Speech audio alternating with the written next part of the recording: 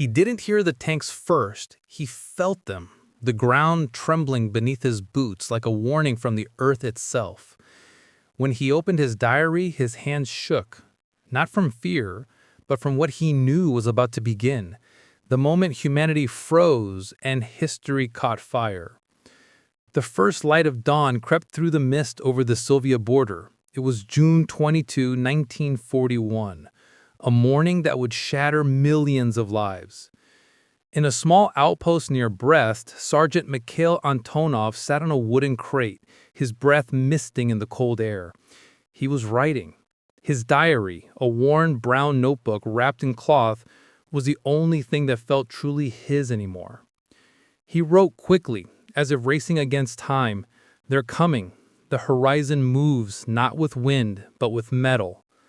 Moments later, the rumble grew louder. Birds scattered, the ground itself began to pulse beneath them. Through the fog, black silhouettes appeared. Tanks, dozens of them, crawling like beasts of steel. The red morning light caught their sides, glinting off the German crosses painted with surgical precision. Mikhail didn't run. He stood, silent, as the first shells landed. Earth erupted around him, smoke, dust, fire. But in that chaos, he clutched his diary tighter, pressing it to his chest like a heartbeat. He wasn't afraid of death. He was afraid that no one would ever know what this moment felt like. The moment the sky broke open. Mikhail had once been a schoolteacher before the war. His students had called him Misha. He loved literature, sunflowers, and the quiet rhythm of chalk against a blackboard. When the army drafted him, he took his books with him, Tolstoy, Pushkin, and a blank diary. If I must fight, then I will write so others remember why. For weeks, his unit had heard whispers, rumors of a German betrayal, of tanks gathering beyond the forests, but orders from above were calm, dismissive.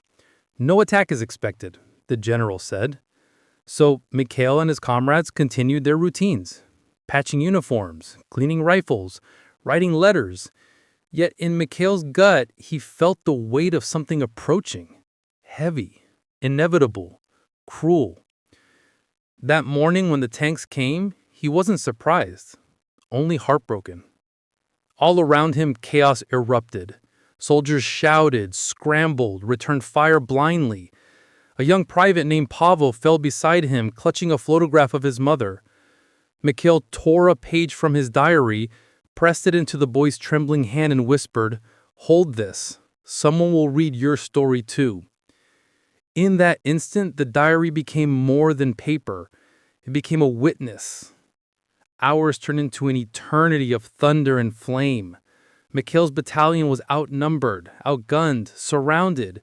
Yet still, he wrote, between bursts of battle, in the dirt, on torn pages. His last entry was jagged, the ink blurred by ash and blood. If they find this, tell them we stood. We did not bow. Days later, when Soviet reinforcements arrived, they found the diary among the ruins, burned at the edges but the words still alive. The officer who opened it wept quietly. He read aloud to his men, and the silence that followed was heavier than gunfire. One soldier whispered, "He fought with words as bravely as we fight with bullets." Another replied softly, "No, he fought for memory." Years passed, but the diary lived on. It was copied, shared, studied, a fragment of humanity from the darkest hour. People who read it didn't see battlefields. They saw courage stitched into the heart of an ordinary man. In a world that tried to erase faces with fire, his words endured like embers that refused to die. There's a line from his diary that historians still quote today. "The tanks broke the earth, but not the spirit of those who loved it." Another reads, "Courage isn't noise. It's the quiet man who stays when the world runs."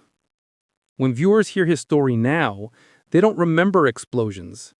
They remember the silence between them. The silence that held one man's promise to never let truth be buried under the rubble of war.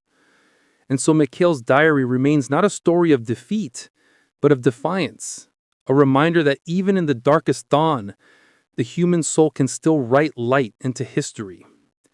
Some battles aren't fought for land or glory, they're fought for memory.